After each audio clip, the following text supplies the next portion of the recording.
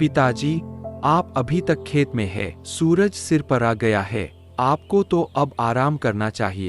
बेटा, किसान अगर आराम कर ले तो खेत भूख से मर जाए। ये धरती ही तो हमारी माँ है, इसे सींचना ही पूजा है। पर पिताजी, अब वक्त बदल गया है। शहर में मशीनें हैं, ट्रैक्टर है, ड्रोन है। आप अब भी हल और बैलों के पीछे क्यों लगे हैं?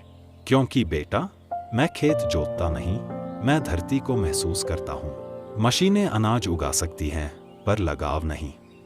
रामू अपने आप से। बस यही तो जिंदगी है। मिट्टी में पसीना बहाओ, तब जाकर रोटी नसीब होती है। बाबा, आप हर रोज सुबह सुबह खेत में क्यों लग जाते हो?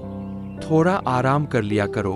बेटा, धरती हमारी माँ है, उसे छोड़ दे तो हम जिएंगे कैसे? लेकिन बाबा, मैं अब खेतों में नहीं रहना चाहता। मैं शहर जाकर पढ़ना चाहता हूँ, बड़ी नौकरी करनी है। पढ़ना बुरा नहीं है बेटा, लेकिन याद रखना, जिस मिट्टी ने तुझे पाला है उसे कभी भूलना मत। गांव के कुछ बुजुर्ग बैठे हैं। रामू और मोहन भी पास में हैं। सुना है तेरे बेटे का मन खेतों से हट गया। हाँ भाई, अब नए जमाने के बच्चे हैं। चाचा, मैं कुछ बनाना चाहता हूँ ताकि गांव के लिए भी कुछ कर सके। गांव वाले हंसकर, गांव से बाहर अगर जाने नहीं दिया तो हम तुम्हारे साथ हैं। वह सोचा कि मैं ऐसा नहीं करूंगा, मैं शहर भेज कर रहूंगा। रामदयाल एक साधारण गरीब किसान।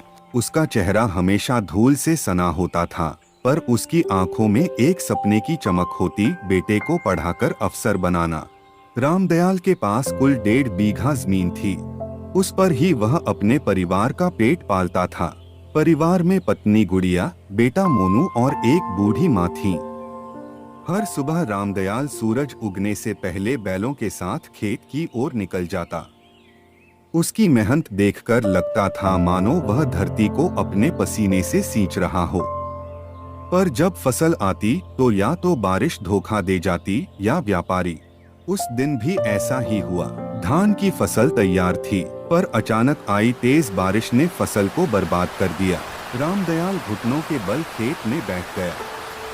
कीचड़ में सना उसका शरीर और आंखों से बहता पानी, ये आंसू थे या बारिश, कोई न जान सका। फसल के नुकसान ने रामदयाल को मजबूर कर दिया कि वह गांव के साहूकार भोलाराम से कर्ज ले। रामदयाल, तेरा पिछला कर्ज अभी माफ नहीं हुआ, ऊपर से नया मांग रहा है। क्या करूं मालिक, बच्चा पढ़ेगा तो कुछ बनेगा, आपसे उम्मीद है।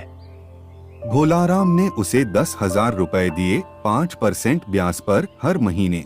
रामदयाल को पता था कि यह कर्ज जीवन को निगल सकता है, पर बेटे के लिए उसे मंजूर था।